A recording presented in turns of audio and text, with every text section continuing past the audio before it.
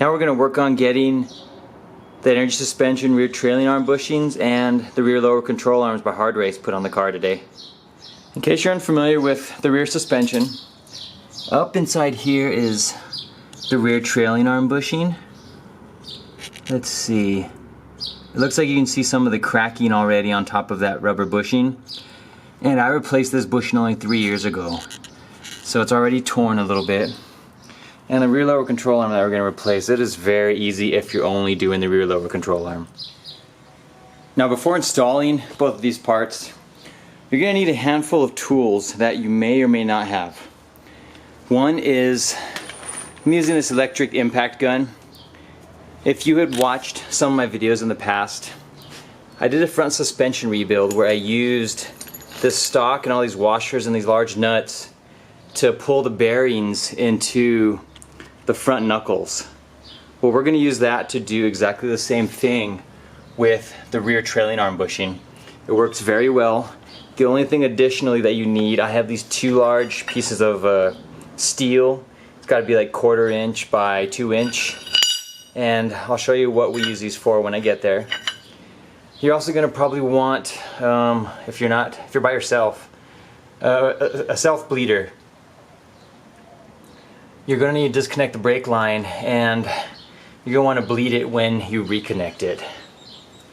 And just an assortment of, you need a 12, 17, 14, and I think those are the only size that you need for sockets and wrenches. And one piece that I really like to use, I got this from that master cylinder replacement set. We're going to use this to plug the brake line once we remove it from the trailing arm. That way it doesn't drip all over and make a huge mess. First thing I'm going to do, we want to remove the brake line. I always like to just shoot some WD-40 on it to maybe help loosen it. Don't use anything but a flared end wrench. Don't try a regular one because you may potentially strip it, and these can be a pain in the ass to replace.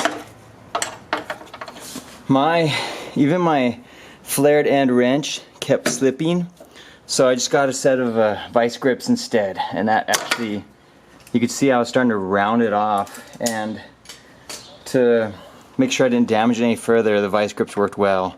I was able to get it broken loose. Once you have that broken loose, now you can remove this little clip. All you need is a set of pliers and just pull it away. The reason we're doing that is now we're going to spin this loose, and to avoid the least amount of spills as possible, once we pull the hose away, just plug it straight up.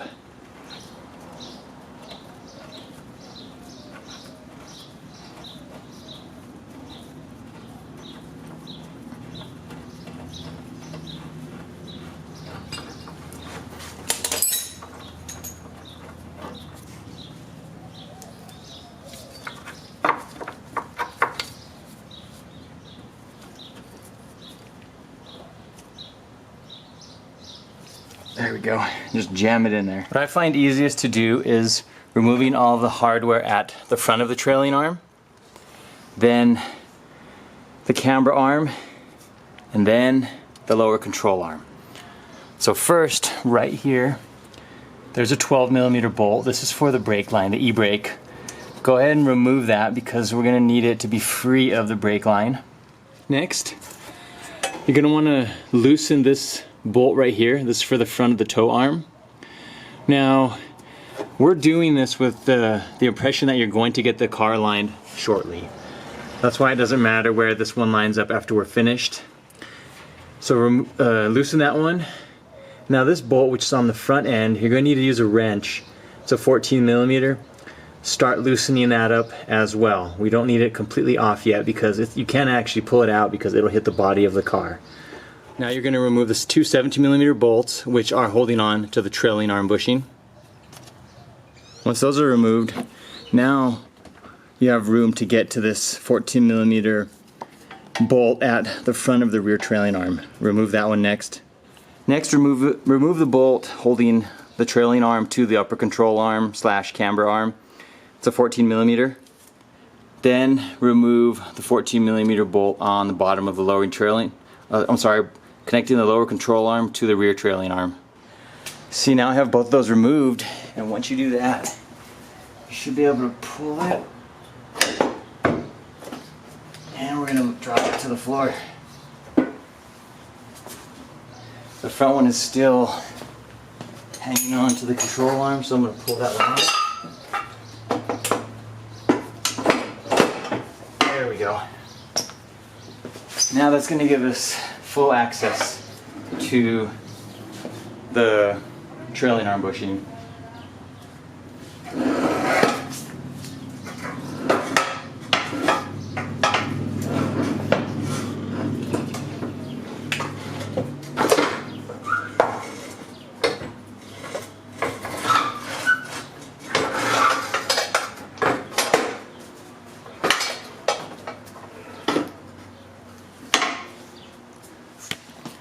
Now you need to get it out. It's really simple. These bushings only come out from the inside to the out. All you need is a hammer.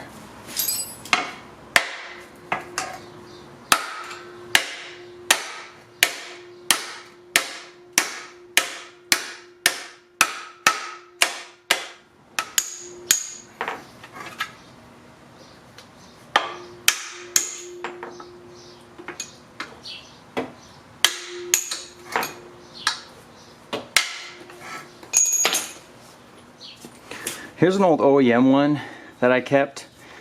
I wanted to look at it just in comparison to the rubber. And the amount of rubber that is on them is very similar.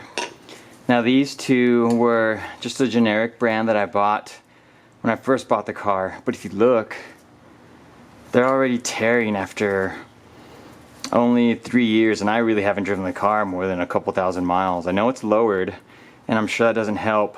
But when I first put these back on, I actually did cock them so they would be, I think it was this way. Yeah, they were cocked forward. That way it offset me having a lowered car, but it still didn't seem to help. That's one of the reasons I'm going with the energy suspension, really heavy duty bushing. But for this next step, you're gonna need a torch of some sort. I've had this one for years. I got it from Walmart a long time ago, and I still have replacement propane tanks. This will make your job so much easier. What we're going to do first, we need to get the rubber completely out of this cylinder. So instead of burning the rubber, it's smart, you heat out the metal core, the rubber just will fall off. It'll probably take maybe 3 or 4 minutes of me heating it, but it does not take long at all.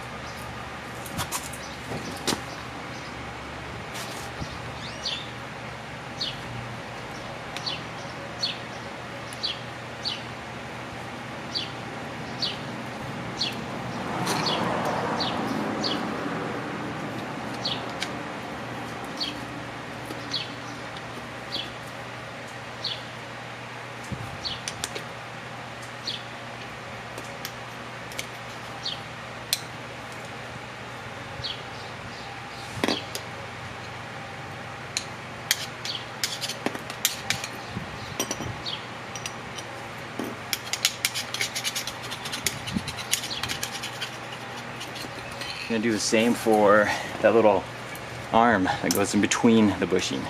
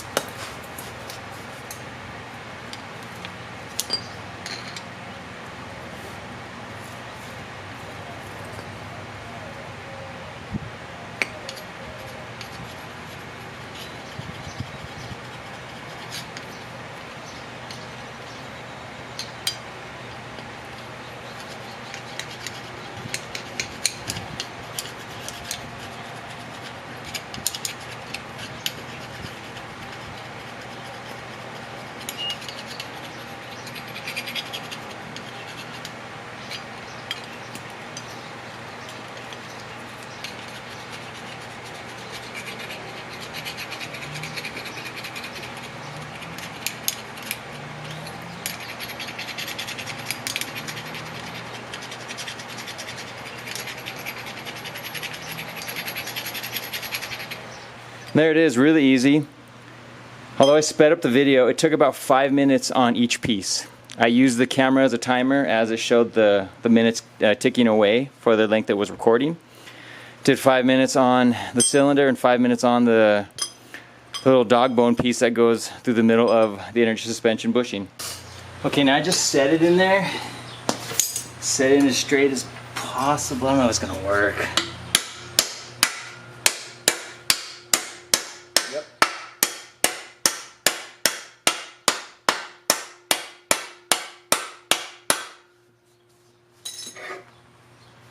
Now check how far you're hitting it in. You want to see that it's just slightly lower than the edges of the trailing arm. That's where the stock one was, so we don't want to go too far.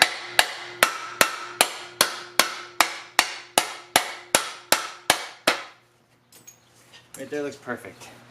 I know this is tapered on the inside, so once you hit to a certain point, it usually stops you right there anyway.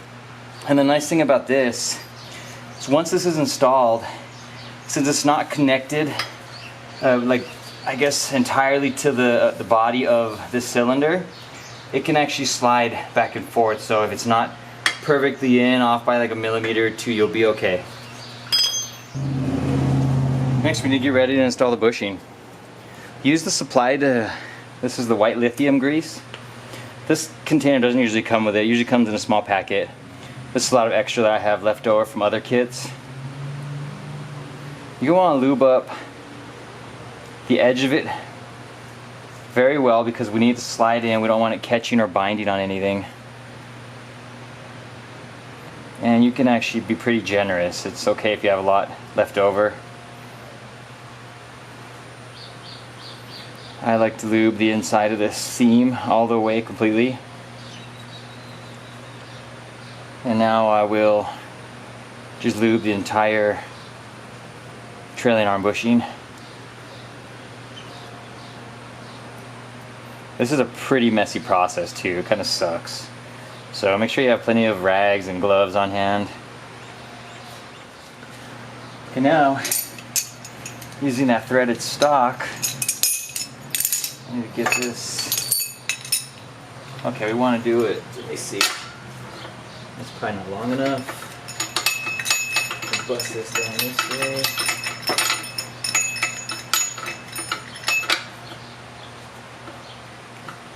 That's almost long enough.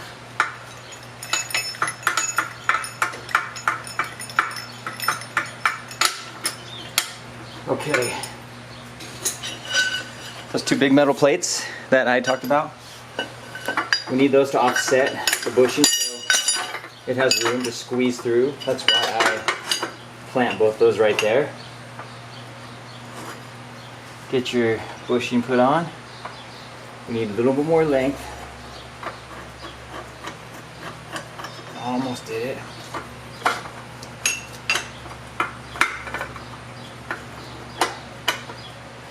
Still not far enough, huh? That should be good, right about there.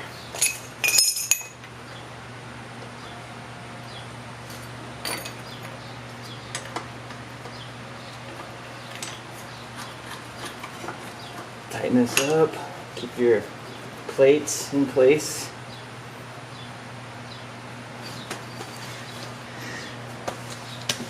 Now let me show why I keep the plates in place. It's because on the back side, you want there to be enough room, as you can see in there, for the bushing to push through. If you pull it through and you have a plate up against it, obviously the bushing won't slide all the way through.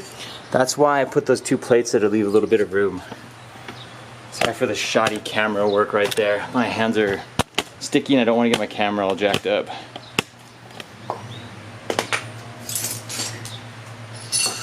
And your wrench.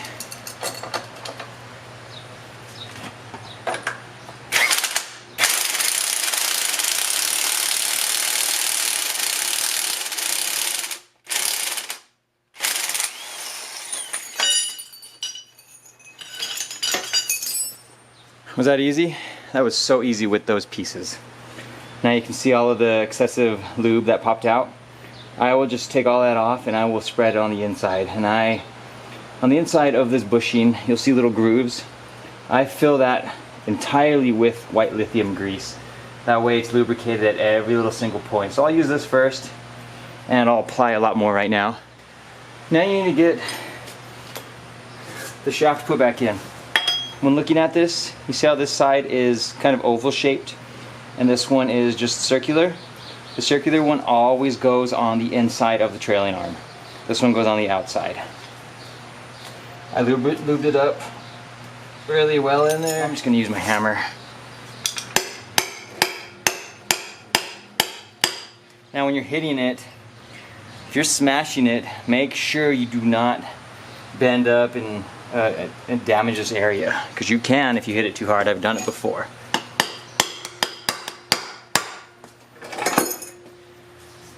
And then it looks pretty good, looks pretty evened out. If it's not, when it's in there, I'll be able to just kind of move it around and adjust it as needed. Okay, now go ahead and reinstall. Now reinstallment could be kind of tricky.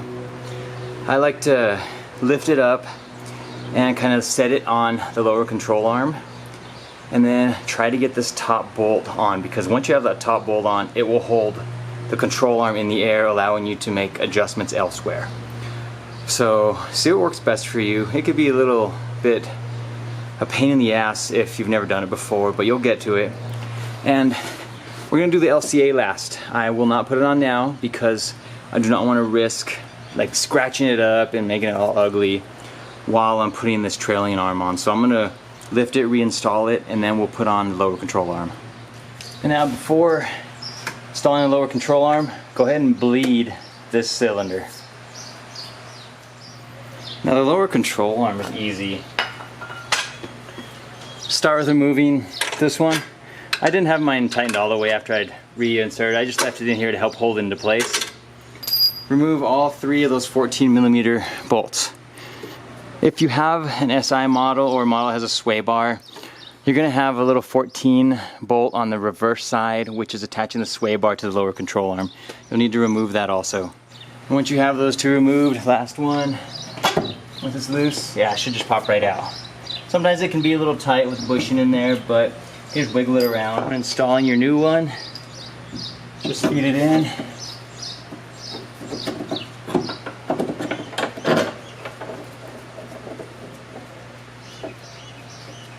Now, when you tighten this, leave about a millimeter, leave the head of the bolt about a millimeter off of the mounting point. Don't tighten it up all the way, because we're gonna set the car back onto the ground, and then we're gonna tighten all of them. We don't wanna preload the bushings at the wrong angle. We wanna make sure we set the car down. That way they're sitting where they need to be at its current ride height. And here I have this one tight, but as you can see, I can still move it freely. There's actually a little bit of wiggle room. So we're gonna tighten all 3 like that before we set it back onto the ground. And here you can see, I left them just a little bit loose. That way when we drop the car, since it's at this position, when the trailing arm shifts back up, it doesn't prematurely wear out the bushings by tightening them now.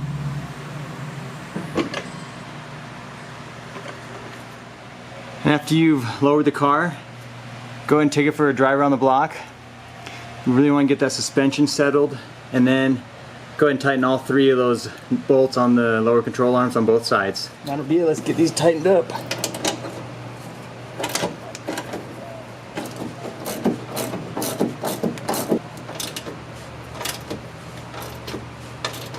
That'll wrap up this part of Project Civic Wagon.